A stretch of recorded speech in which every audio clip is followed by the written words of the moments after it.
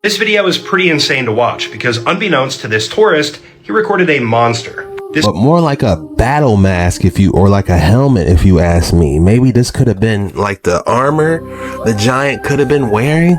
How crazy is this? My ex-wife, when I started building my machine, she started digging up some information for me. You know what these are? These are Nikola Tesla's notes on how... In today's video, we're going to be diving into the most mysterious and disturbing videos, weird theories, and strange anomalies that no one can explain. Hit that like and subscribe button, and let's dive in. Today's video.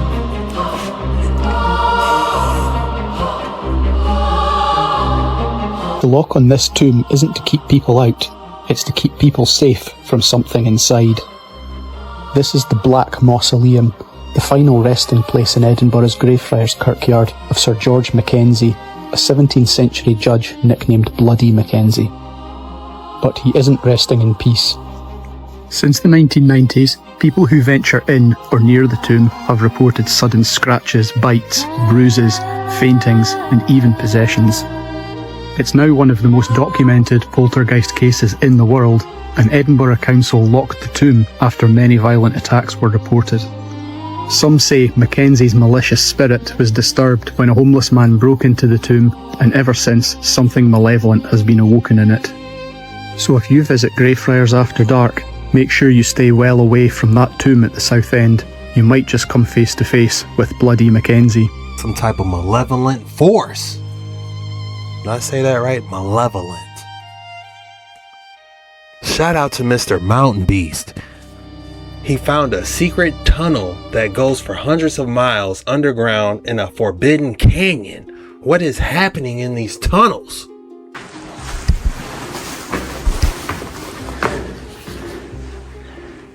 It is just an unexplainable size.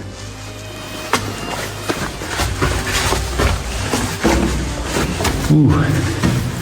This one stinks. Wow. What the heck? That's creepy. A whole nother secret tunnel. You can tell it had a block that would seal the entrance. Then they probably covered that block with dirt to hide the whole thing. Whoa. What? They were probably trying to hide something in there. What's inside there is the question. There's a vertical shaft. Oh, what the heck? That vertical shaft literally goes over 100 feet up. And it's all filled in with soot. Guys, how did they drill over 100 feet straight up without machines in solid rock? Man, I gotta get out of here. It's kind of creepy. I wish I was brave enough to go down that other level, but really did stink. Dang, that's when you throw a drone down there or something, you know, like a snake camera, you know, like plumbers use or something. I want to know what's in there, but the fact it's stinking, something organic's down there. Like a skinwalker nest or something that keeps his loot there. This one keeps going. Wow. This is... Look at the size of this door. That's the biggest one I've ever seen. Guys, I'm 6'3". Look at the size of this stone door. I'm so excited we get to see this. he's tall. He's almost as tall as your boy. Now look at this mysterious statue in India. What is this?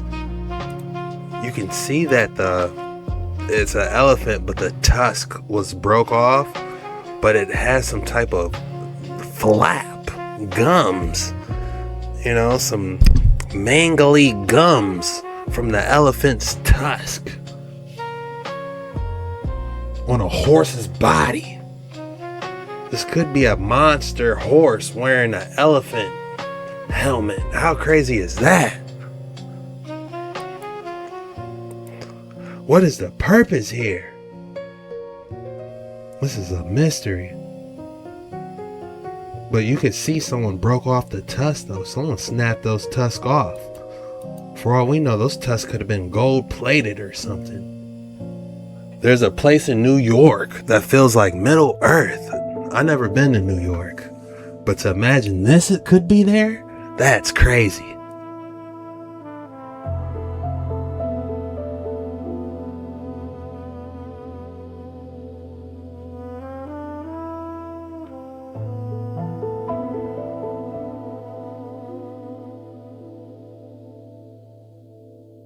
Talk about going out in nature and recharging.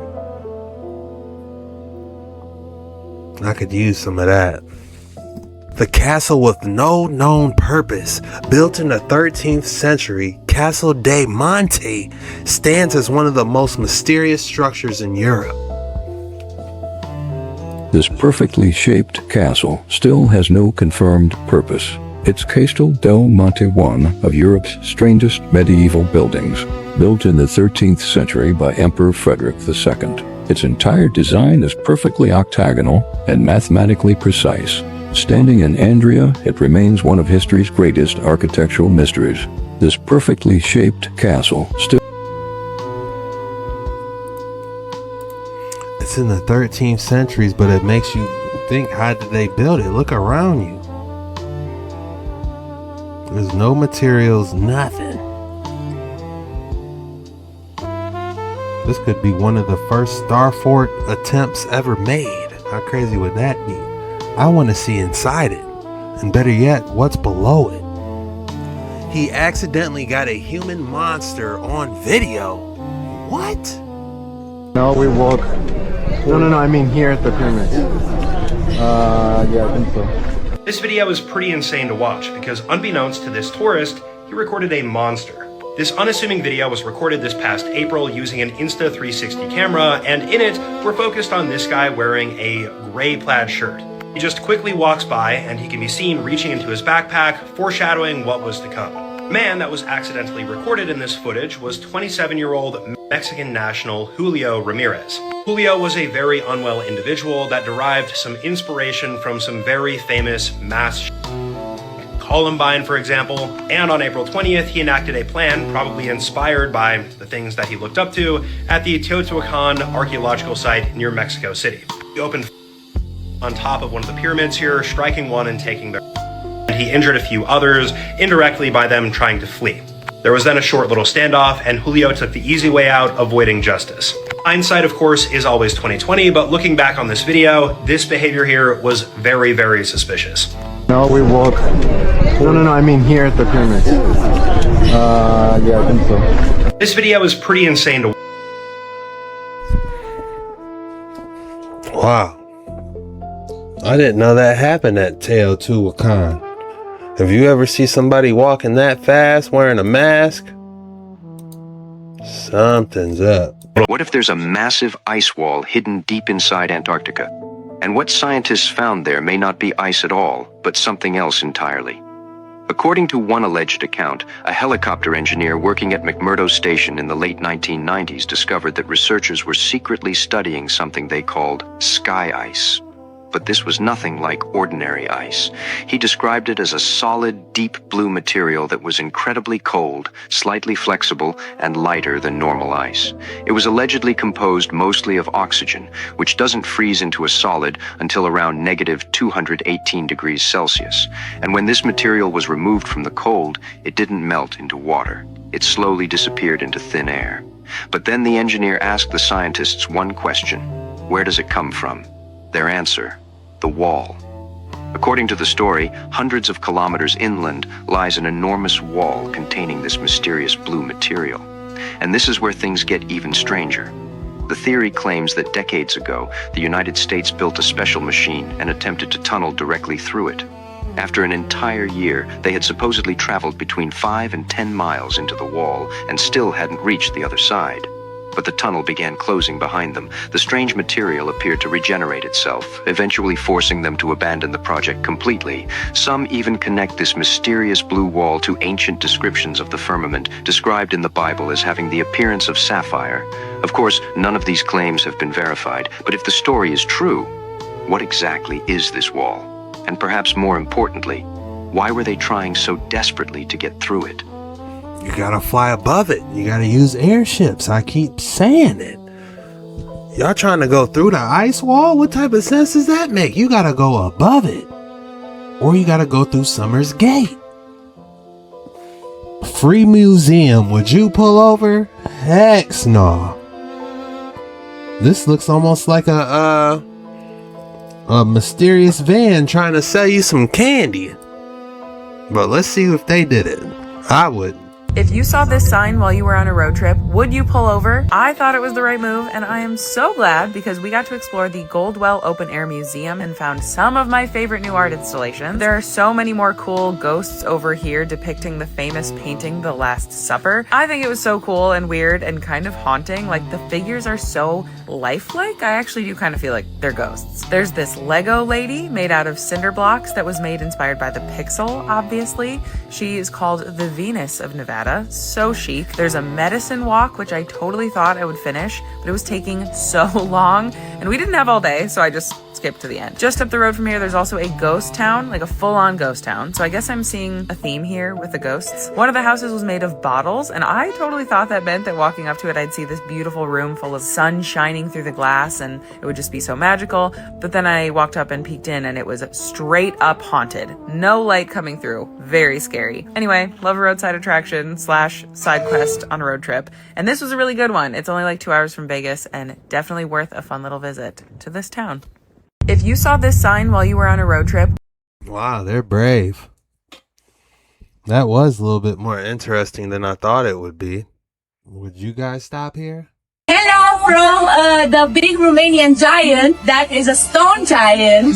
And I'm going to explain to you because you've seen it anyway. So this is his foot, the leg. This is the body. This is his hand underneath. And then his head is actually said that it's actually here, and this is his eye. So this is the nose. Yes, that is the one eye and the other. So this is the head. So this giant actually, it said that is the one that when it's going to wake up, all the universe, I would say all the earth, it will be renewed, and the people will actually transit to a new dimension. Hello from the big Romanian giant. I'm not sure about everything else she said, but looking at this does look like a leg indented in a mountain. How crazy is this? Like, this is the foot, here's the calf, and like the thigh. And it's going inside this mountain. And look at this crazy part. They literally find a predator looking battle. I don't know if this is his actual skull, but it does look like half a skull, kinda. But more like a battle mask, or like a helmet, if you ask me. Maybe this could have been like the armor the giant could have been wearing. How crazy is this? I mean, it looks like a piece of our eyes inside. How crazy is that? Like, where's the other half? What is this? This does not look natural at all. This looks like a shoulder pad armor. This is insane, actually. This is in Romania? Extremely interesting. Drop your thoughts in the comments below. Is that a helmet? And tell me this doesn't look like a leg. How can this type of formation protrude out of this, you know? It doesn't look natural. And look at this over here. Almost like it was laying on top of some type of mechanism, man. This looks like some type of mechanism right here after a closer look. Extremely fascinating. And the crazy part about this, it looks like the eyeball is still in the socket. I wish she could have got a close-up on that, or we can get a sample of that and put that in a microscope. I need samples. I need samples of this skull. I need samples of that leg. And we need to start testing this stuff. See these? My ex-wife, when I started building my machine, she started digging up some information for me. You know what these are? These are Nikola Tesla's notes on how he's leveraging the negative earth crust eddy currents between resistors. And I'll go into that here in a little bit. I wanted you to see these. You can see these are Tesla's notes. Electrical transformer. Tesla's notes. Apparatus for transmissions of electrical energy. What this one does is you throw it up as high as you can, all the way up in the air. Every 3 feet you go higher than the Earth's crust, there's a 100-volt electrical differential. You raise this another 3 feet, there'd be 200 volts. You go another 3 feet, be 400 or 300 volts. You go another 3 feet, be 400 volts. The higher you get this receptacle, the higher the differential goes between the Earth node in the crust, Earth ground, right here, and his pancake coil. Had a connection in here. There's a capacitor in there in between the two, and he leverages the differentials, and that's how he got the differential of the frequency of the energy movement. And then he had everything he needed. This pendulum used the same thing. It's the basis of what I made my wheel from. This was a generator that he made, that he used the energies of the earth crust and the etheric energy pressure differential and ran it without oil. This thing here was a perpetual machine. This light he illuminated just by the energies out of the air.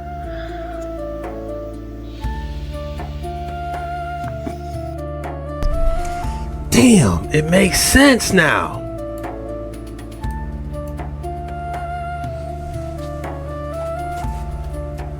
I love it when we connect the pieces. I really do, y'all. Check this out. Fire Marshal Bill, let me show you something. It all makes sense now.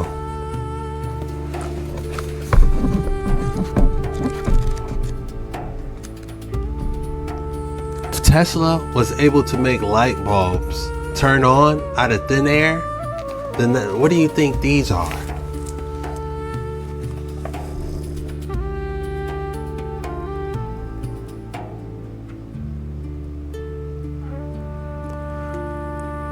It makes sense. Oh my goodness. Look at them. Look at those lights. Oh my goodness, guys. This book is full of them. It's a thick book. While we're on this subject, I actually made a TikTok about this. I want you guys to check out this old world architecture, and it makes you think, how exactly did they generate the electricity back then to make these old world buildings light up like this?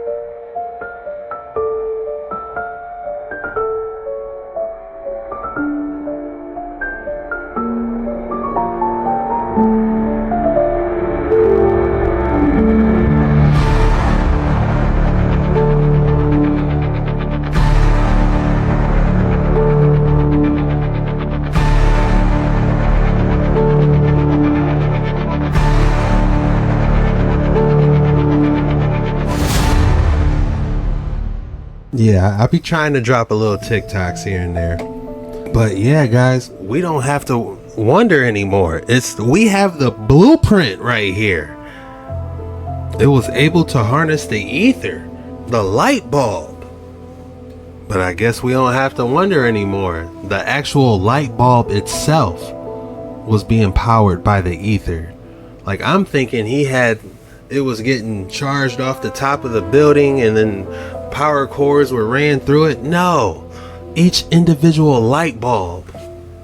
It was each individual light bulb that you see on this image was able to conduct. How fascinating is that? If you ask me, this is a huge step into figuring out old world technology.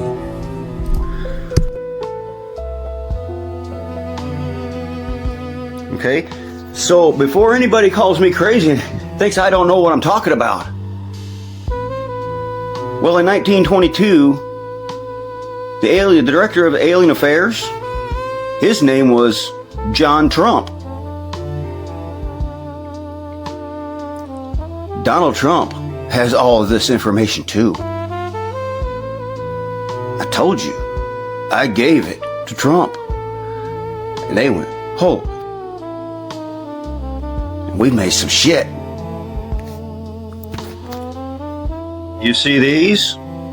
My ex-wife, when I started building my machine,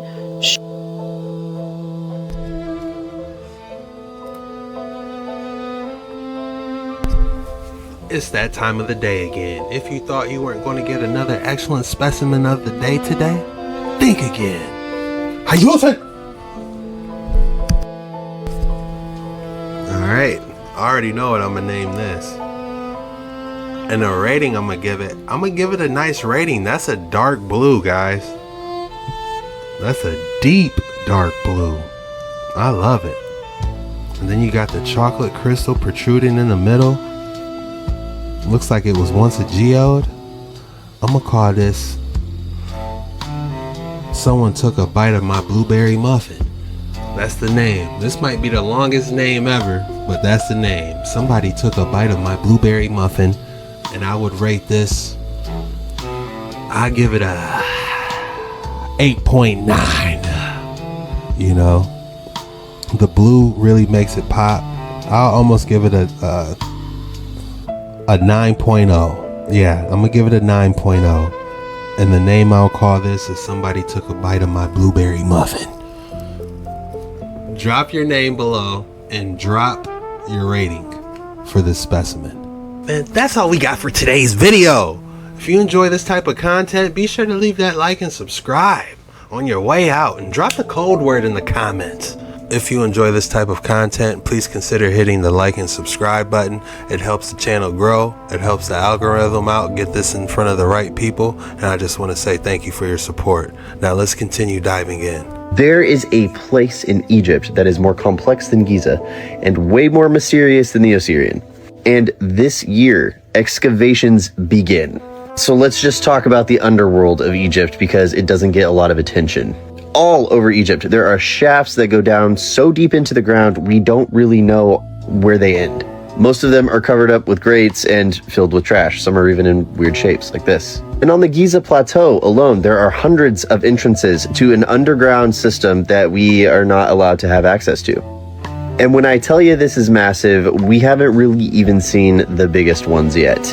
And out in the middle of the Fayum is Hawara. And buried in the sand are the remains of the largest temple that used to exist on the planet. It's been quarried so long, there's nothing left of it. But that is just the surface footprint. The biggest temple in Egypt is Karnak. You could fit all of Karnak, all of Luxor, and any other Egyptian temple inside of what this used to be. And underneath the pyramid, it gets even crazier. It contains the largest single-piece... Look at that giant mound. You would never think that all this would be under there. Every time I see a giant mound where I'm driving around, I'm thinking something's under there now. It gets even crazier. It contains the largest single-piece granite box that we know of. Even larger than the ones at the Serapeum, and then it's covered with even larger stones. But those are not what we're talking about. We're talking about an underground labyrinth. Its footprint is so large, it's hard to communicate how big this thing actually is. The first level of this labyrinth is 18 meters deep. Another level is 40 meters deep. That part is not flooded. Together, these make up an entire area that's bigger than 51 football fields.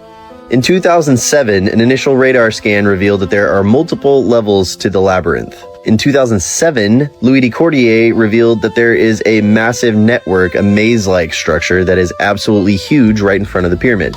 In 2014, a new scan revealed more chambers that were flooded. These are at risk of being destroyed. And last year, Timothy Akers dropped this bombshell on us. A deep chamber that's big enough to hold the entire Blue Mosque in Turkey. They found this using the same technology they use to find nuclear silos. This is a dry moat around the entire thing in the same shape of the Shen Ring. If you know about the Shen Ring, you know. I don't. That might be a deep dive. And what type of technology did he say? Did he say what type of technology? Because I'm curious, was that LiDAR? You know that, this green image right here? They found this using the same technology they used to find the nuclear silos. SAR. Oh. SAR technology? Synthetic aperture radar? Interesting. I need to start writing this stuff down. Where's my pen? You know it's getting good when I gotta find my pen. Y'all don't remember that. You haven't been watching me long enough if you don't remember me used to saying, where's my pen at? Because I can't remember all this stuff. I try my best. Oh wow, Helldivers is coming out with a movie with Jason Momoa. That's cool. What was we talking? Oh yeah, SAR. That is interesting. I was gonna, sometimes when I come across important information and I can't find a pen, I'll text the information to myself and then I'll go over my text when I get time. Synthetic aperture radar deep dive. Shout out to Base Forge. He always talks about the labyrinths and temples and stuff. Silos. This is a dry moat around the entire thing in the same shape of the Shen Ring. If you know about the Shen Ring, you know. This isn't even a controversy. It's been documented by 5 notable historians from ancient Greece to ancient Rome. If you want to know the full details on this project, you need to go right here. This is Trevor Grassi's work, not mine. But there's some really weird documented stuff about this, like the acoustics, or why French royal gardens look exactly like the labyrinth right after Napoleon did his Egypt campaign. I want to talk about this weird stuff. My account keeps getting warnings, and I don't want to lose contact with the world. So if you click the link in any of my profiles or go to my website, all of the cool, weird stuff is there. But this is great news. We have the scans. We know where the entrance is. And if this contains what I think it contains, then 2026 is about to be the craziest year for archaeology in the history of the world. There is a place in Egypt that is more complex than Giza. It is mentioned in the ancient texts, both Western and Eastern, related to power sources for flight.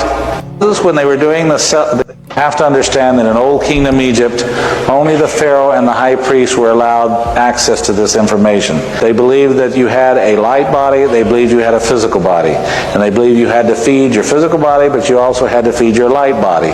And what they said you fed your light body with is the Shefa food, which was actually the food of the light body. What is the Shefa food? In Egypt, they believed that the... What is this, the Egyptian Book of the Dead? Pharaoh never died. They believe that the Pharaoh ascended the stairway to heaven, or Jacob's ladder. That actually he never died, he ascended to heaven. And do you know that they've never found the body of a high priest or a Pharaoh in Old Kingdom Egypt? They've never ever found the body of one of them. Because according to their text, they didn't die. They ascended the stairway to heaven. I heard that they were... Y'all don't believe me. Let's look it up real quick. This video is strictly for entertainment purposes only. Don't believe everything you hear or see. For context, this is just theories, not facts. Did people really use to eat Egyptian mummies? Unfortunately, the answer to that is yes. During the Victorian era, there was a really big obsession with ancient Egypt and mummies. There were even special parties called mummy unraveling parties where people would buy mummies and unwrap them. We even have an image here of a street vendor just selling mummies on the street to whoever wanted to buy them. So yes, Europeans did in fact ingest mummies, especially the skulls of them. They were prescribed as medicine for various illnesses, and people did start to eat them and import them. Eventually though, mummies became a bit scarce, and they even started using regular unmummified corpses. So when people say how come there was no bodies found in certain tombs, well, this is one of the most likely reasons, due to European raiding for various reasons. Did people really used to eat? What's wrong with a nice apple or a cup of orange juice? Why you gotta go that far? You know what I'm saying? Man, the elite are disgusting. I'm not even gonna get into it. Y'all already know. But it's so when I don't know what he's talking about here about this Egyptian Book of the Dead and why they can't find pharaohs. Well, I hate to break it to you. This is 2500 BC. It keeps asking this question, what then is it? Goes a little further and it says, which it produces the Shefa, food of the gods behind the shrine. And it goes on further, it says, O ye gods who are in the present, grant me your two arms. I shall come into existence among you. And then it asks the question, what then is it? It talks about the fighting between the good and the bad, and then it asks the question, what then is it? It's storing excrement in the face of Horus, who raises up the hair at the time of the storm in the sky, and then asks the question, what then is it? It is the right eye of Ra, and it's raging against his hereafter. Thoth raises up the hair on the third eye, and he bringeth into the eye, living, healthy, and sound without defect. It's a perfecting. And then it asks the question down here once again, what then is it? It says, now the Hebrews call this food manna, for the particle man in our language is the asking of a question, what is it? So the word manna literally means in Hebrew a question, what is it? It's the very same exact words they were using in Old Kingdom Egypt. The what is it? There was actually 3 descriptions that they directly spoke of this. They called it the golden tear from the eye of Horus. Okay, you've all seen the eye of Horus with the eyelash and the golden tear. The eyelash is a symbol of the veil, or lifting of the veil, so that you have a clear eye, which they talked about lifting up the eyelash so the eye is clear, and then the golden tear is always associated with it.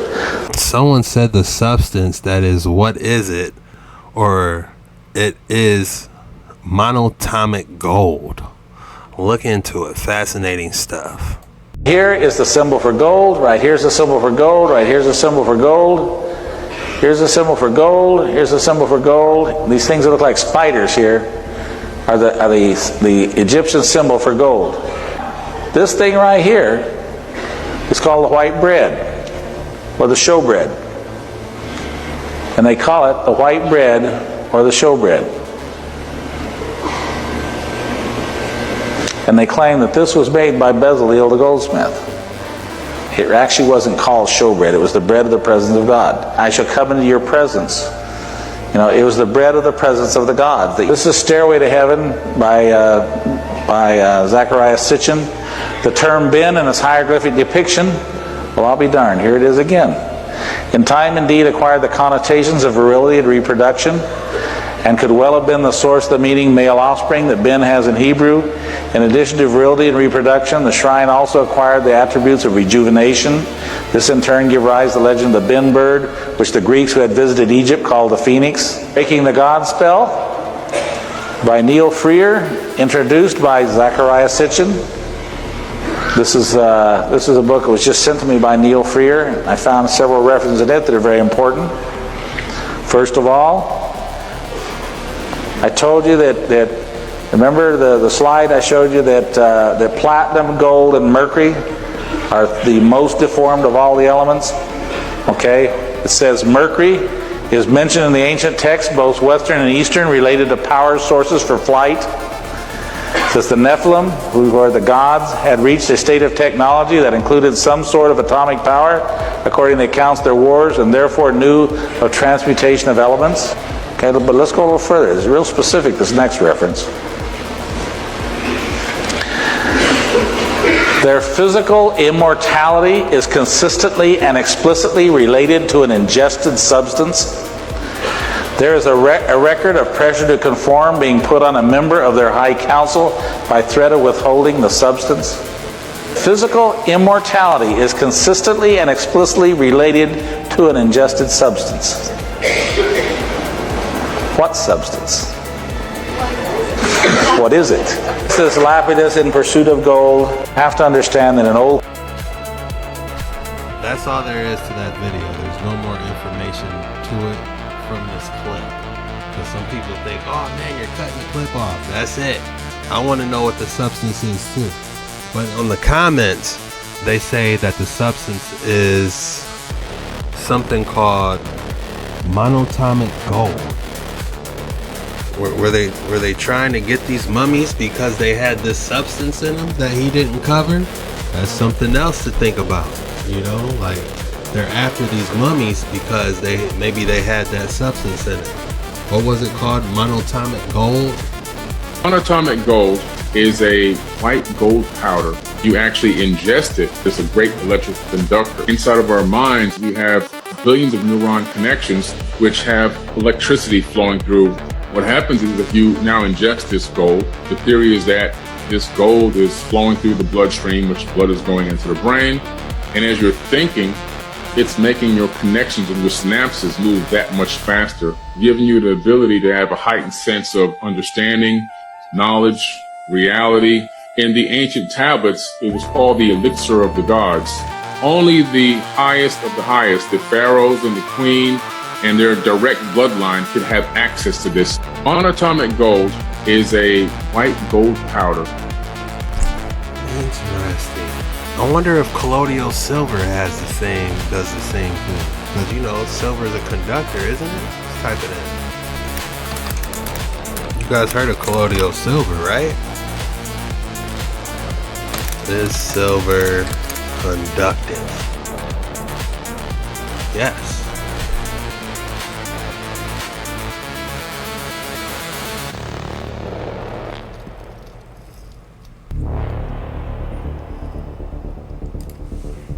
Is colloidal silver conductive?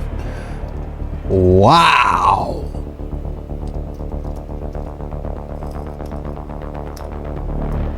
What an interesting video. Alchemist makes gold. All I got here is a little lighter color than regular gold. Before we get into this, last year on JetskiChucK I did a video talking all about mercury and gold. Man, it was an excellent episode. You'll have to find it. As a matter of fact, I'm gonna put it in the comments below. And they were talking about how they turned mercury, from mercury, they're able to turn it to gold. Like, you know, that mercury that they're finding in these arc rectifiers, the silver stuff? Yeah, they were able to turn that, I don't know how. They were using alchemy or some type of technique, zapping it, I don't know, but they were turning it into gold. Let's see what this gentleman's going to do. Gold because it has platinum in it. And we got this gold came out of melted beer bottles. Yeah. How many? How much beer do you have to drink?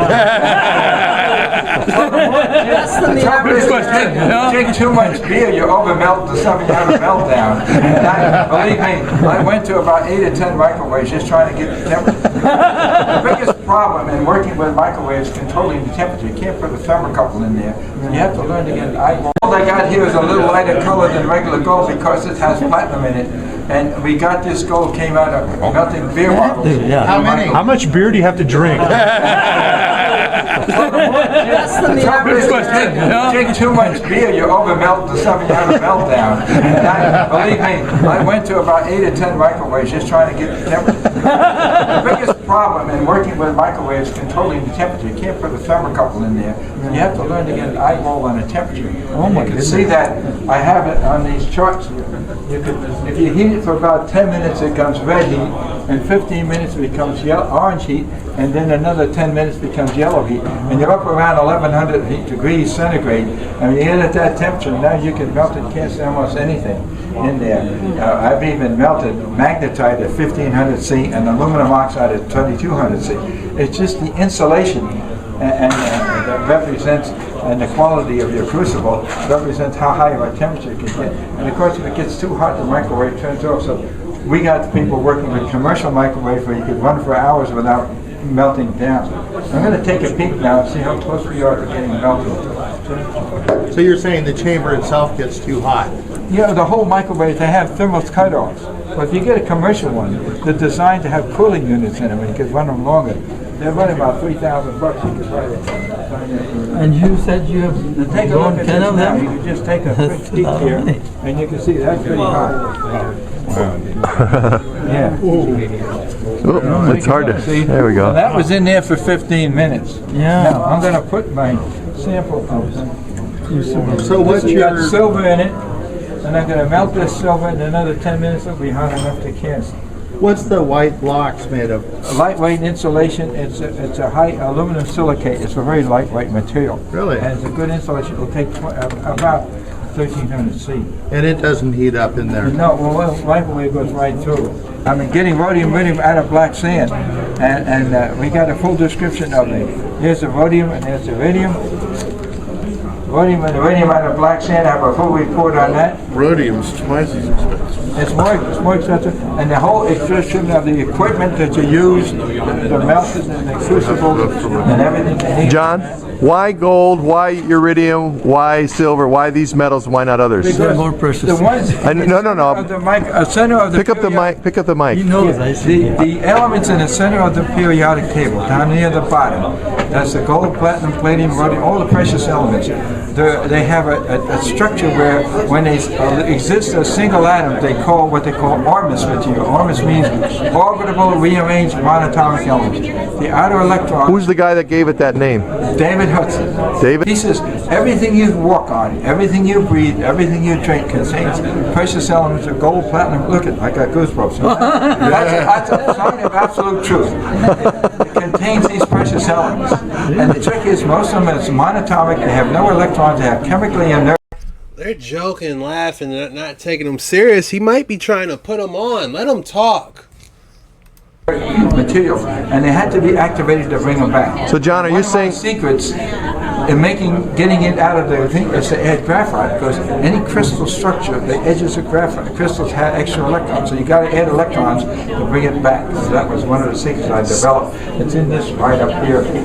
So what made you think of that? What made you think to do that? Well, Hudson says that they lose electrons, and everybody else has been working with it, trying to develop techniques of adding electrons. I know a guy taking water and making monatomic water by separating it with magnetic fields, then taking that water and running electrons into it until he gets 8% gold out of water. So John, would it be fair to say that there are more than one kinds of gold? Is that what you're saying? There's regular gold and there's ORMUS gold? There's a whole series of elements that are monatomic. You have to redesign a periodic table of materials that don't exist on the physical here, if you want to call it that. But they fit, they're very small atoms, they fit interstitially within the structure of regular atoms. So any crystalline structure, rhodium, iridium, quartz, quartz or can be modified. Yeah, any limestone, all these things here. So John, what's it going to take for somebody else to duplicate what you're doing here today? Buy the tape and practice and burn out half a dozen microphones.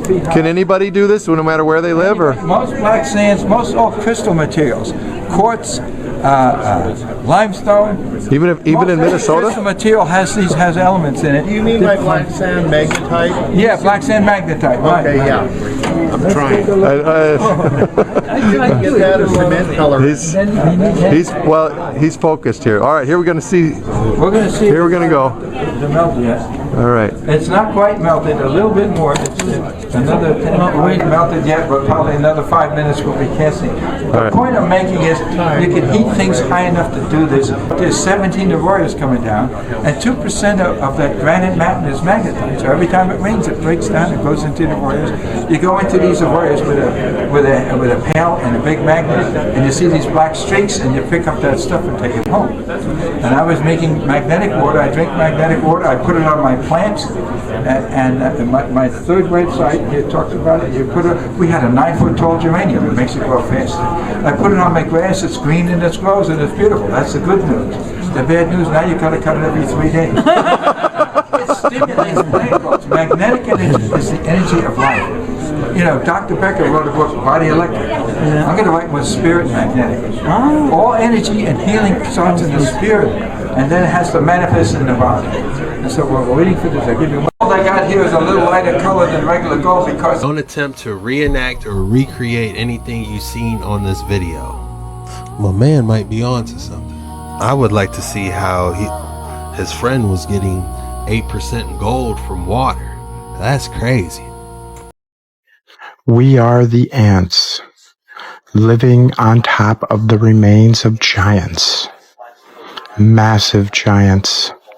What you thought were just piles of rocks are anything but. But the eyes are useless when the mind is blind. They say it's nothing more than a coincidence, or just pareidolia. But how many coincidences before it becomes mathematically impossible? And if it was just seeing random faces and mountainsides, maybe that pareidolia argument might hold some water. But supposed inorganic rock, leftover magma from some ancient volcanoes, whatever they want to explain it away with, does not repeat organic patterns found only in nature and repeating with life again and again and again. This is not a coincidental pattern, but a naturally repeating pattern found in all life, large and small. You see, we live in such a controlled and carefully crafted narrative of a world that we are told to dismiss what our eyes and ears show us. If history is nothing more than a set of lies agreed upon, and our news media today is much of the same, what do you think all the other subjects they taught us are? Like geology and biology. Perhaps those two subjects are one and the same. Perhaps geology is nothing more than hardened biology. Question everything, friends. Until next time. I mean, how is she going to explain all these rocks looking exactly like bacon? This is a ward-driving rig that I use to find flock cameras along with any other devices that transmit via Wi-Fi and or BLE signals. I got 4 Wi-Fi adapters along with the BLE adapter right here. And on the inside, I have the computer, the power adapter, fans, and any other cables of which I need to interconnect all the devices. Now, ever since my last video, I had a lot of folks saying that this is a jammer, but it's not a jammer though. It's just something that I'm using to sniff wireless signals via the air. Now, if I do want to see how to jam these signals and or frequencies of which flock cameras are using, I will not be showing you how to do that, but I will show you theoretically how it works though. Quick disclaimer, I'm just a college student trying to educate my fellow Americans upon how the outside world is being used to spy on you. Now, as y'all boys already know, what exactly is he working on? Flock cameras advertise themselves via Wi-Fi and or BLE, presumably so that way a local flock employee can connect to it. Now, these two protocols uses something called CRC or FCC, which is a protocol that's used to validate packets. Now, you can use these protocols against BLE and Wi-Fi by sending misinformed and or misconfigured packets, which causes it to drop legitimate packets, which is a jamming-like attack in and of itself. Now, the Center for Human Rights and Privacy organization has found that these flock cameras inside of them have an LTE modem, which means that it's using the LTE band, which ranges from 600 to the 2200 megahertz frequency, which is being used to send traffic from these flock cameras to a local cell tower that then goes to flock safety, which has... What is flock safety? What does that mean? This kind of reminds me of gang stalking. You know how people be saying gang stalkers? You know what I'm saying? Is this the breakdown of it? That's all the centralized information. Now, in order to jam these set frequencies, you have something called a noise floor, which is electromagnetic background interference. And you have this on every single frequency. On top of this noise floor, you have something called the signal, which is above the noise floor. And as long as it's above the noise floor, you can successfully receive and decode this signal. Now, you take an RF jammer, which raises the noise floor until the signal is buried underneath that said noise floor, which makes the signal no longer able to be decoded, which in and of itself deprives the user and or device from being able to decode these signals, which is how you cause a radio frequency jam. This video, along with this board, was made so that way I could push educational, ethical, legal content onto you, so that way you could become an even better law-abiding citizen. God bless America. Break it down, y'all. I know some of y'all super smart that can break this down. Is this what we need to be doing? What is going on here? My man getting his Tony Stark on, isn't he? Now, whether we choose to believe this or not, the Euphrates River is drying up. Could this be real biblical prophecy? Because there is an ex-military official that talks about what happened to him on the Euphrates River. Now, here's part of his story, and you let me know what you think. Is he telling the truth or not? Who's somebody that may have some important information coming in and out of this place. And this person comes out of it, and they're like, something about the Euphrates River. I didn't think nothing of it. Right after that, we had the show of force in the Euphrates River, where these Marines came in contact with something, and they were spooked, and they didn't want to talk about it. Right after that, they brought in the boats. We got a crash course on how to operate these boats, how to maneuver our weapons and fire on these boats, blah, blah, blah. So, we go directly to Euphrates River. We take about 20 Marines with us. There's contractors. There's some 3-letter people with us also. So we got about maybe 6 boats. When we get on the river, about 15-20 minutes, we start encountering lights. The Marine is pointing at these lights. Next thing you know, he's shooting at them because he's afraid. These lights came together and made some type of sound and almost flipped our boat. Right after that, Marines start firing. The guy who's driving my boat, he's maneuvering around by where these doorways are, these caves that this building is connected to that goes underneath the water. And as we're maneuvering around, we see this entity that has chains on him. This thing is like 12 to 14 feet tall. So many muscles. He's so mad. Marines are shooting at this thing. They're not hurting it. They're pissing this thing off. This thing is so fast that it actually has leeway, so it could like maneuver around underneath the water. I don't know how far it go, but it had some slack in his leash. He swipes at one of the boats. He hits one of the boats. I don't know how it didn't go under, but they were the first ones to take off.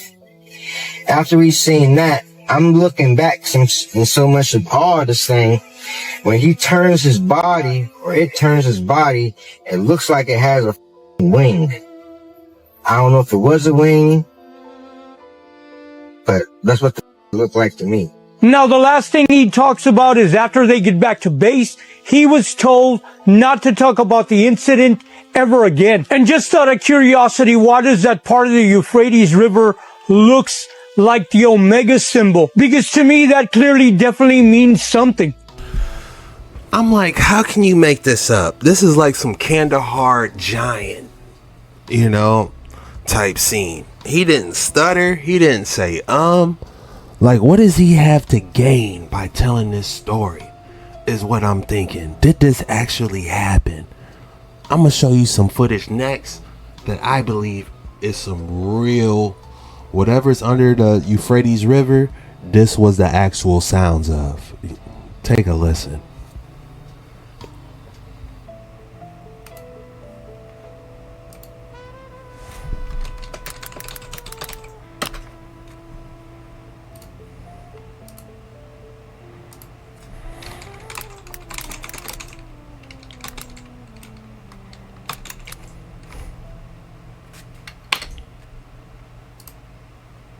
What you're about to hear is extremely rare footage.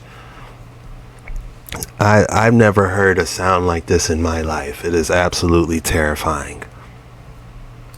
Full video, strange noises of fallen angel demons screaming, ant chains rattling, and cracks of dried up Euphrates River.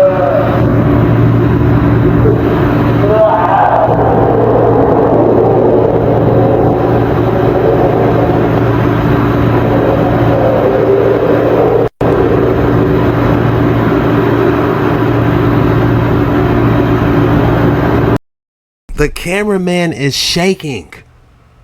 You can hear the chains.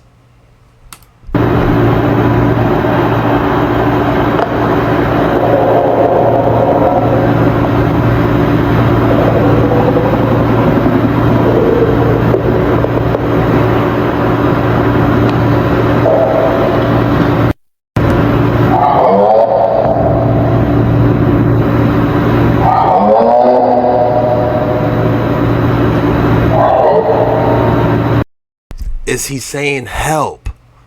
Listen to his vocal cords. It's like he has a different makeup.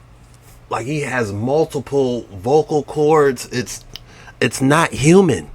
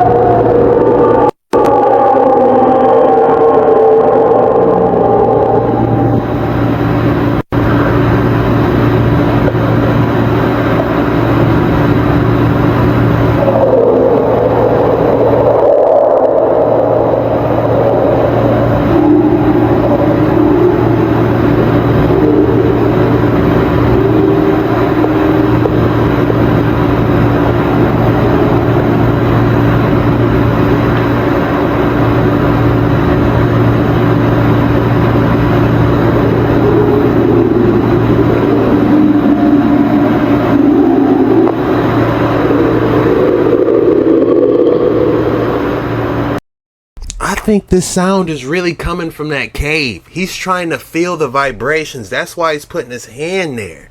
You know, man, I'm 99% sure these are real sounds. Full video, strange noises of fallen angel demons screaming, ant chains rattling, and cracks of dried up Euphrates River. And the fallen angel I almost feel like it knows somebody's nearby. So that's why you hear it say help.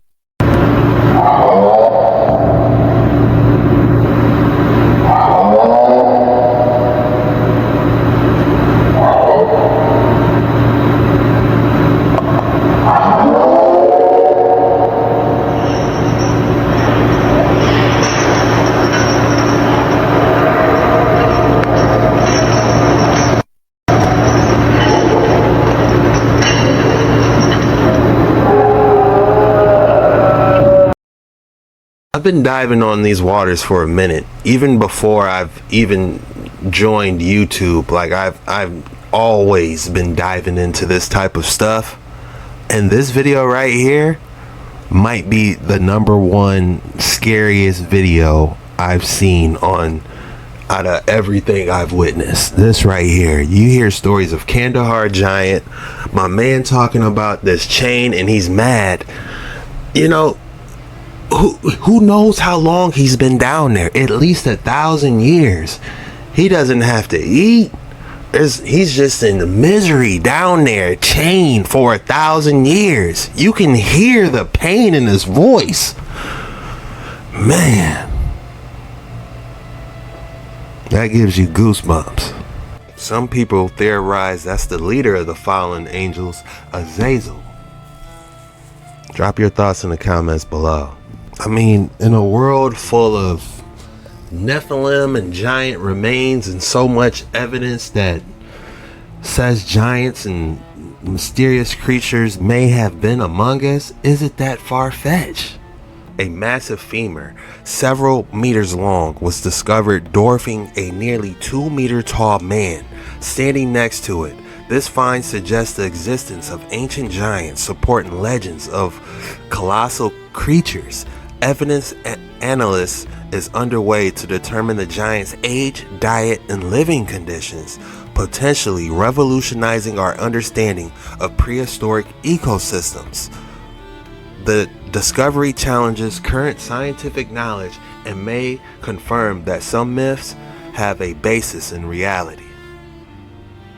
If you're enjoying this type of content, please consider hitting the like and subscribe button. It helps the channel out and it helps the algorithm get this into more like-minded people. And I just want to say thank you for your support and all your encouraging words. It really helps. Now let's continue on with this video. In 1972, near Varna, Bulgaria, a bulldozer uncovered the world's oldest worked gold in a vast Copper Age necropolis dating 4600–4200 BC. Grave 43 held a high-status male buried with more gold than existed anywhere else on Earth at that time, over 6 kilograms total across the site, including a solid gold scepter, battle axe, and phallus sheath, marking Europe's first known elite male ruler. In 1972, near Varna, Bulgaria. Interesting. I wonder what the story is behind him. There's 4 hovering things in the sky. It seems like they're growing and morphing in size. There's some kind of like tracker on this, like camera tracker. I'm assuming this is military. And now these orbs in the sky aren't moving, but they're emitting some kind of plasma just dripping down out of the... It makes me wonder if this was not visible to the naked eye as well. Right. I was thinking the same thing. Is this thermal? Yeah. Most likely. But it looks like there's some kind of plasma just oozing out of these orbs. Watch what happens here. That's crazy. That shell actually bends and hits both objects, though. Yeah. So, like, you're definitely right. There's a missile that shoots. Let's just call it a missile because I don't know what it is, but it looks like a missile or something was shot at these things, and you see it make contact with both orbs, and the one, like you're right, it U'd up just a little bit to hit the other one, and then after it explodes these orbs, they morph back into an orb again, oozing their plasma. It makes you wonder, first of all, like, this orb that we're looking at here, is it physical? Whatever they shot at it didn't explode. So did it actually make contact with anything? So, like, you think a missile, if it makes contact with something, it's going to explode. So maybe that was them trying to figure out if these are actually physical or what. There's a lot of questions about this, right? We also see there's conflict amongst the idea of UFO, UAP entities and military governments. It's this mixed bag where there's this constant mind game playing. It's real, it's not real. It goes back and forth, and you as the receiver of all this information never truly understand what the baseline is, what the foundation is. You know, because you have like these legends of, you know, our government working with these entities. You hear people talk about, I've seen a human being working alongside the entity in cooperation. And then you see and hear stories of there being great conflict. This was orbs regenerate outside of a military base in Afghanistan. Like, I don't know what went across here, but it's like they didn't use form. Almost like it was some type of organic plasma or something. How weird. What is that oozing out? And this is it right here. If this is thermal, then the end is like the thruster, and if that's the thruster, it just shows how hot the black marks is if this is thermal. So these are just, I would say, damn near 3-4 times hotter than the thruster of whatever this is right here. That's just my thoughts. And then when it, you know, it just turns whatever was inside just super hot everywhere, and it just is no effect. Like some type of force field. What is it? What happened in Australia? Why do we not see these videos? This video here, this is STS-48 from, I believe, 1991. It was played on the Larry King Show. Oh, yeah. Among many others. And I've debated this, argued this with, you know, with NASA guys, and won every time. And this is not being discussed. And I don't think the people on the committee even know this video exists. This is STS-48. 1991, over Australia. This is the air glow layer of the Earth. Top right there. This is the hard horizon of the Earth. Okay. These objects, some of them are stars in the background. Some of them are maybe ice crystals tumbling. This, I don't know what exactly this is. It's like some sort of mark on there, but that looks like a smudge. It's not a smudge, it's a light. Oh, okay. It's something, yeah, I mean, I've looked at it. So if you notice down below in the dark part of the Earth this is at night, it's moving into the sunrise. The shuttle is moving into the sunrise. Notice there are objects that are moving around down there. What are those flashes of light we're seeing on the... That's lightning. Okay. Which is interesting, because the next video I'm going to show you, it's pretty interesting stuff. Now, if you watch the center of the screen, right about in here, in a couple minutes, you're going to see an object.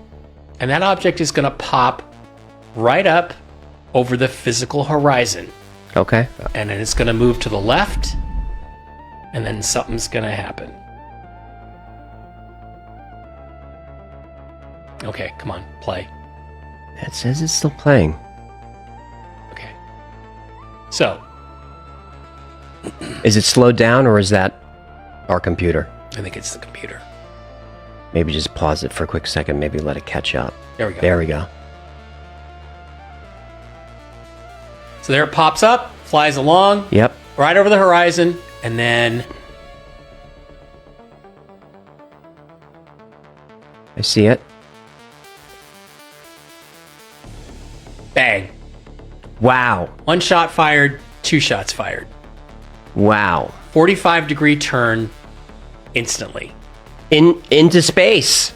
Into space. So this is not an aircraft reflection. It flew into space. Yep. And what did we see?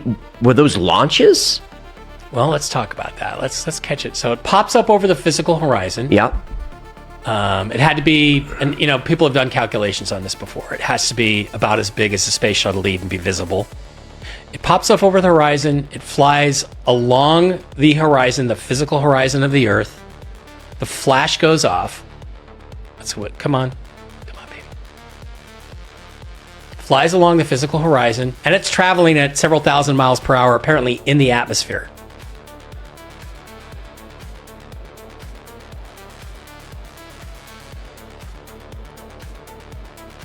Bang, it turns, it accelerates, it goes through the air glow layer. 1 thing, 2 things get shot, and it disappears. So, a couple of interesting factoids about this video. Dr. Jack Kasher of Nebraska, physicist out of Nebraska, said, broke it down frame by frame. He said the object, when the flash goes off, actually stops for 1.5 seconds, comes to a complete dead stop, goes from like 1,000 miles an hour to a dead stop, and then 45 degrees. The turn itself, if there was a physical pilot inside, would be the equivalent of dropping like a 14-story building. Sure. On you. So whatever this is, it has an inertial dampening field with Fawn OC with Dr. Bob Wood. And I said, Blaine, have you ever seen a flash like that? He goes, never. Never. I've been in space for like 100 hours, and the thrusters don't do that. You don't see a flash, you see nothing. Whatever that is, it's got nothing to do with the space shuttle. And then the streaks, okay? I wonder about those. Guess where they were? Right over the CIA base at Pine Gap, Australia. When those no way. Yeah. Wow. Yeah. So what were the streaks? Well, because they were moving really fast. Hoagland actually speculated in his excellent analysis on this that they were probably a railgun. That a railgun, which is just super accelerates particles into space, but it was no match, obviously, for what we saw in the video. Absolutely no match. This was in the 90s? 1991. Don Ecker. I want to credit Don Ecker. I think it's Don Ecker who found this. Just recorded it one night on NASA Select TV. Now, I've heard there are higher resolution versions of this, but I don't know that for a fact. Right. So this is one of the ones floating around. Why do we not see these videos? The truth about these old dates on Russian gravestones that is never told.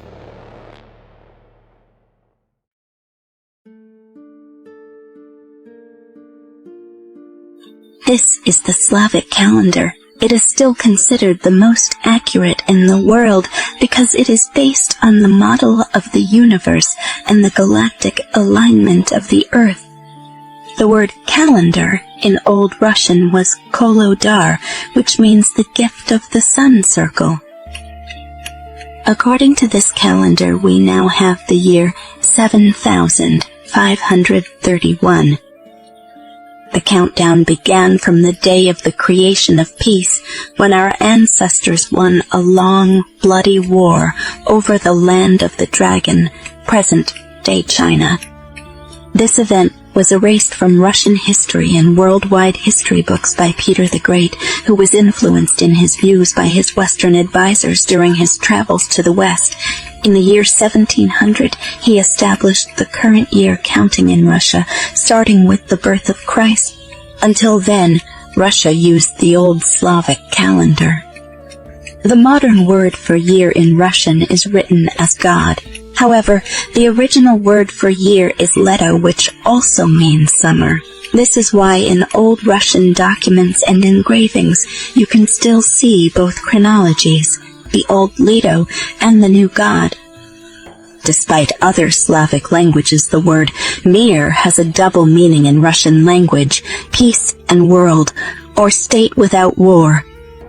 As you can see in this old document, which says, in the year from the creation of peace, 7156, and at the bottom, the year 1820.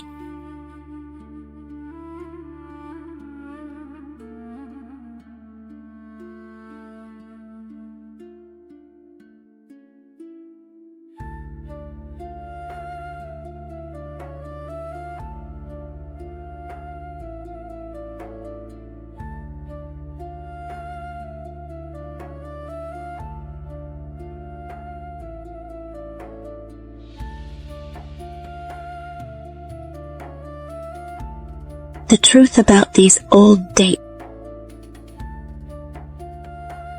The year 7000 on a tombstone is absolutely wild. Island in New York you're not allowed to visit. It's called North Brother Island, and it's right between the Bronx and Queens, less than 1,000 miles from the city. For decades, this island was used to isolate people. Thousands were sent here, and many never left. A hospital, mass graves, and records that stopped abruptly. And when it got shut down, everything stayed. The beds, the files, and the buildings. No redevelopment, no memorial, and absolutely no public access. So, if this is just an abandoned hospital, why is it still forbidden? If you had to ask me, it's probably one of those old asylums that they used to put people in. There are things there that they will not talk about. One has said to me, there's a code. We can't talk about certain things. I asked another one recently on I was meeting online about the hill. He said something like, I took an oath not to talk about the structure of it. There are things there that they can't talk about. They seem like they're evasive, but they're not allowed to. But there are things that's like rules set by God in their perspective? It seems to be the case. They haven't said the source of the oath, but they know there are things they're not supposed to talk about. Okay. But there are things that they can talk about. So what a number of them have told me is everything on the hill worships God. Every blade of grass on the hill is alive in some unique way and worshiping God. One woman told me, and she's high functioning autism, that she's only been to the hill a few times. And she said, Joe, the rocks there worship God. Well, you think where Jesus said, if these were silent, the rocks would cry out. Everything in some sense has, I hate using a word like life. Everything responds to God. And a number of them have emphasized the flowers on the hill. The flowers have some colors we've seen on Earth, some colors we've not seen on Earth. That's a difficult concept, right? How could you look at a color and say, oh, I've never seen that color before, right? But and Elsa gave me more details on it. Again, I went into this somewhat in the book, that the flowers have a unique smell, a smell of creative energy, and they have something to do with people. And there's intercession and teaching on the hill. They don't just go there to, hang out with their friends. They go there because they are taught by Jesus. They get assignments. They are interceding for the world. Mind-blowing. So they're going from people we wrote off, let's show them, Barney cartoons, to they're on these special assignments. There are things there that they will not talk about. It says plants and rocks are alive in the astral. Is this Astral-Realm? They're saying this is a secret hill where autistic children meet Jesus. Fascinating. What's the simplest and cheapest way that we can make our own charged water at home? The lignites, the magnetite, and I haven't give up on the activated charcoal. It's pretty good. But remember, when you're playing with activated charcoal, if it's been silver ionized, it's a little better. It's easier to keep the bacteria. Remember, charcoal filters will be breeders for bacteria. I highly recommend that if you're using a charcoal filter, to put a little food-grade hydrogen peroxide through it once in a while. Bacteria likes charcoal. And I'm going to tell you, there's a lot of bacteria like these iron oxide crystals too. So you need to expose them to sunlight or full spectrum light, or ultraviolets, or you should expose them to sunlight just once in a while. You should, in other words, you want things alive, but you don't want things growing alive.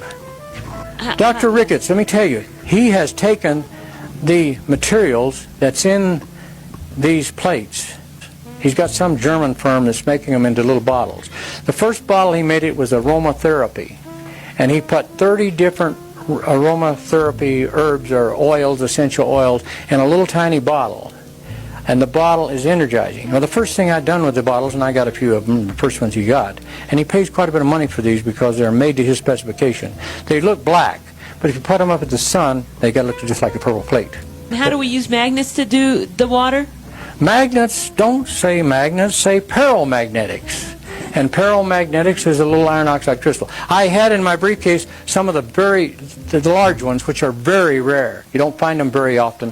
When we run maybe 10 tons, sometime we'll find one or two. But I've got some that look like double-ended pyramids with the same angle of the pyramids of Giza. Now, there is only 4 or 5 metals that do that, 4 that I know of offhand. Fluorspar has this same deal. You want to know? Pure gold in its crystalline form is a double-ended pyramid. And magnetite is a double-ended pyramid. Diamond, in its, without being abused or roughed in that, is a double-ended pyramid.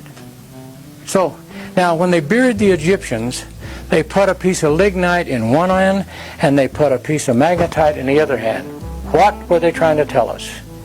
Joe, what are the processes to make a potentized, charged, or balanced, healthy water? What processes do we do at home? Well, I like the iron oxide crystals because it's the cheapest.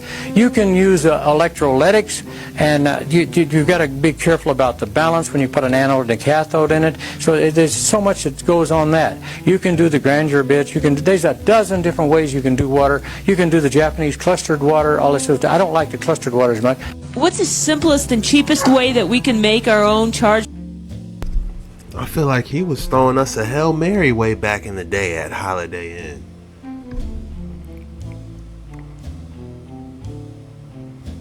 I need to start blessing my water. You know, like how you bless your food, we should be blessing our water and our morning coffee. You know what I'm saying? I believe the vibration and positive thoughts may do something to the water and liquid as well. Just like that experiment where they wrote positive affirmations on the water, and then they wrote negative stuff on the water, and then I believe it was rice, and the rice stayed better longer, and the kind that had disrespectful language on it rotted way quicker. That would actually be a good experiment, you know, seeing if we can do that with water and just putting it under a microscope and seeing the difference. Slow down. Slow down. You can work your job, that job ain't gonna come to your funeral. That was told to me by a director that I worked with years ago. You work so hard, work so much, but you never take time for a proper vacation. You never take time, you know, granted you go to work for your kids and to make money and take care of a lifestyle, and you can do all that. Some people still won't have a regard or respect or love for you, no matter what sacrifice you make. But slow down for you, slow down for what matters most. And what matters most is what you determine. But slow down in life a little bit. And that's what fishing is. You don't have to think. You can just do. People do so much. I gotta be on social media. I gotta. Back in my day when I was a kid, we had microfiche, and the internet was at the library. We were too poor to have internet at home. We didn't have computers in our hand. But slow down. Where did you live a little bit longer. Where did you grow up? Southside Chicago. Was it as tough as it is now? Oh, it ain't tough like that now. No, it's not that tough. Are aliens real? They're real, but I haven't seen them, and they're not being kept in what is it? Area 51. Area 51. There's no underground facility, unless there's this enormous conspiracy, and they hid it from the President of the United States. What was the first question you wanted answered when you became president? Where are the aliens? Where are the aliens? Are aliens real? They're. Why mention Area 51? We all know they're at Dulce. And whatever happened to this three-eye atlas everyone was talking about a while ago? Do you remember that? Yo, pause. Where the hell did Three Eye Atlas go? And why is nobody talking about the chilling public announcement the CIA quietly released about it at the end of 2025? Remember that interstellar object that was making its way towards us for like the entire second half of 2025? The one that scientists, professors, and just hordes of people online were insisting may in fact be an alien spaceship? Did anyone else notice how everyone just almost immediately stopped talking about it at the same time? Shortly after it made its closest approach to us here on Earth on December 19th, 2025. And these Photoshop lens flare looking edits are still somehow the best photos NASA has been able to take of it. Three Eye Atlas was all the rage in 2025, and now radio silence. And there's a very specific reason for that. Because first, this video started circulating online after Three Eyes' closest approach to us in December. Some sort of aerial phenomenon of concentric circles in the shape of a wheel in the sky, which people are saying looks a lot like Ezekiel's wheel, or the Ophanim from the Bible, a biblically accurate depiction of an angel, with bodies covered in eyes and moving with wheels within wheels, according to the book of Ezekiel. But of course, this video was allegedly determined to be AI, and for argument's sake, sure, let's just say it is, because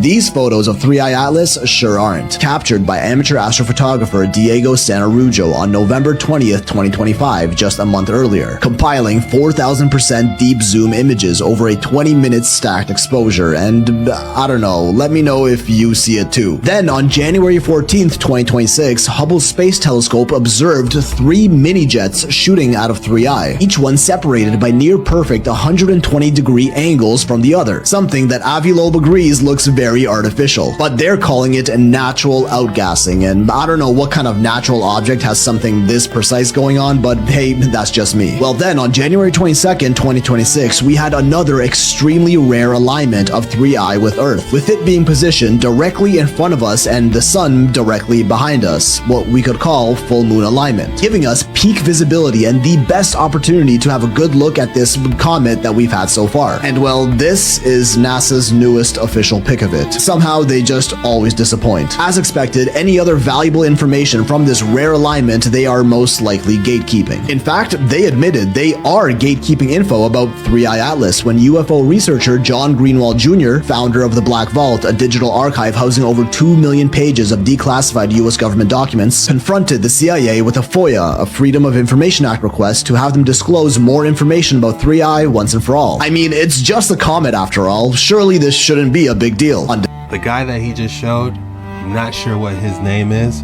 but he's the guy that said July 3rd there's going to be a huge disclosure. Could that be what Trump was talking about? And how did he know that beforehand? Disclose more information about 3i once and for all. I mean, it's just a comet after all. Surely this shouldn't be a big deal. On December 31st, 2025, this is how the CIA responded, reading, any assessments, reports, or communications maintained by the CIA referencing 3i Atlas from June 1st, 2025 to the present, in accordance with Section 36A of Executive Order 13526. The CIA can neither confirm nor deny the existence or non-existence of records responsive to your request, telling us that all information on 3i Atlas is now officially classified, and his request was denied. Kind of an odd thing to say about just a comet, don't you think? 3i Atlas continues to zoom through our solar system and will be passing by Jupiter in March. Another extremely rare and just coincidental alignment, making its closest approach to NASA's active Juno spacecraft currently orbiting Jupiter on March 16th, 2026, with some reports claiming it may even pass close enough to get captured by Jupiter's gravity, giving it a new moon, and giving us yet another golden opportunity to take some close-up photos and further observations of 3i Atlas before it leaves our neighborhood for good. But I guess we'll just have to wait and see what new excuses and bullshit-ass lens flare photos they'll be giving us then. I couldn't tell you what 3i Atlas was, a comet, a spaceship, but I do want you to take a look at this comet that it showed briefly. That is actually an interesting image, because a while back, I don't know how they got this footage, but they showed Halley's Comet. You guys remember Halley's Comet? They had a close-up of Halley's Comet and it looked up very similar. Alright guys, it took a little bit of digging, but I found it. This is a exclusive footage of a close-up encounter of Halley's Comet. Already, the European Space Agency has won the best pictures of Halley's nucleus that anyone is likely to see until it returns after 75 years, and even then, only if we penetrate even closer inside its hazy cloud of dust. Giotto has been targeted to pass just 600 kilometers from the nucleus, and does almost exactly that. And we're about to show you what we couldn't show you before. Here comes the graphic. Well, we can't show the graphic. Okay, well, never mind. We're stuck with the same old graphic of where we see the comet and the probe closing in on each other at the moment. Already, the European Space Agency has won the best pictures of Halley. Where is Halley's Comet? It's the most famous comet in the world and returns about every 75 to 76 years. It last appeared in 1986. Right now, the comet is still moving slowly away from us as its orbit has extended past Neptune. And while we know where it is, it cannot be seen. It's too far away, too small, and too dimly lit. Nobody knows how many times Halley's Comet has visited the inner solar system, but it may have first been recorded as early as 467 BC. Halley's Comet will put on a show again in the months of July and August in the year 2061. I hope I'm still around to see it. Where is Halley's Comet? It's the most... 2061? Damn. What is Halley's Comet, you know? I know we all like to have our theories, but what actually is it? Is it really a comet? Did you guys see Halley's Comet? Drop it in the comments below. I'd love to hear your story. Or if you got any comet stories, I'd love to hear it. If you saw something shoot across the sky, I believe shooting star season starts in March, where you start seeing shooting stars a lot. What are they? They had to cut it open with scissors just to prove it wasn't a human in a suit. This is Xpeng's iron, and it just broke reality. Unlike Tesla's Optimus, which moves like a rigid machine, iron was built with extreme anthropomorphism. It has a 5-degree of freedom bionic spine and synthetic muscles that allow it to walk with a natural, hip-swaying gait, so realistic it sparked a conspiracy theory. It stands 5'10", runs on the industry's first solid-state battery, and uses Turing AI chips to think. But the craziest part? It's customizable. You don't just buy a robot, you choose its body shape, height, and gender. The line between bot and body just disappeared. They had to cut it open with scissors. It says, now imagine that you're so thirsty for water that you think you might not make it, and the only drinkable water is guarded by these robots. Could you make it? What? This is absolutely insane. This reminds me of the Jetsons. You know, where that bot was in there doing the dishes? This is like the Jetsons in real life. The Dishwasher 5000. That's all we got for today's video. If you enjoyed this, please be sure you hit the like and subscribe button. Help your boy out. Get this out to more like-minded individuals. And I just want to say thank you for hanging with me. Code word for today, double up. Drop double up in the comments below. That lets me know you're a real one. You made it all the way to the end and you really rock with your boy. I just want to say thank you from the bottom of my heart. I love you guys. See you tomorrow.